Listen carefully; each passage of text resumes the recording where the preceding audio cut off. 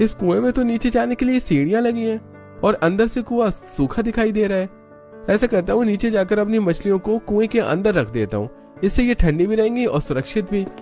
अब राजू कुएं के अंदर बनी हुई सीढ़ियों से एक एक करके नीचे उतरता है। वो कुएं के अंदर पहुंचकर देखता है कि नीचे कुआं पूरी तरह से सूखा है और साथ में वहां काफी जगह भी है।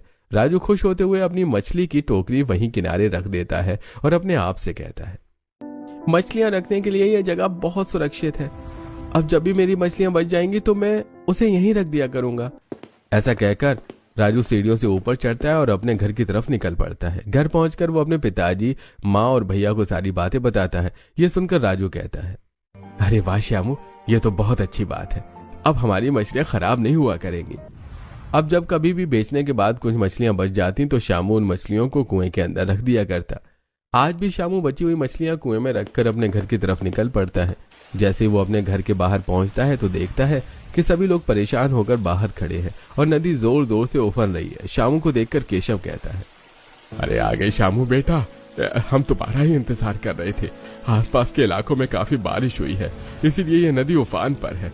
हम सभी को झोपड़ियां कभी भी डूब सकती है। चलो जल्दी से सामान निकाल कर बाहर ले आते हैं। घर के सभी लोग अपनी झोपड़ी में जाते हैं और थोड़ा थोड़ा सामान गटरों में भरकर बाहर आकर खड़े हो जाते हैं। तभी कुछ झोपड़ी पड़ोसी वाले भी आते हैं वहां और कहते हैं, अरे देख रहे हो राजू भाई, नदी कितनी उफान पर है। आज तो ये नदी हम गरीबों की झोपड़ियां डुबा कर ही मानेगी। चलो भाई, अब अपना अपना ठिकाना का हमें कहीं ना कहीं देखना ही पड़ेगा। तभी पीछे खड़ी किशन की बीवी कहती है, चलिए जी, मैंने अपने मायके वालों से बात कर ली है, अब हम वहीं जाकर रहेंगे। फिर किशन अपने परिवार के साथ वहां से चला जाता है और केशव का परिवार उसे जाते हुए देखते रहता है। उसके बाद बाकी मछुआरे भी अपना अपना सामान लेकर वहां से चले जाते हैं। तभी केशव अपने परिवार से कहता है, अरे सभी तो कहीं ना कहीं अपना इंतजाम करके रह ही लेंगे, लेकिन हमारा तो कोई भी नहीं है। अगर हमारी झोपड़ी डूब गई तो हम कहाँ जाएंगे।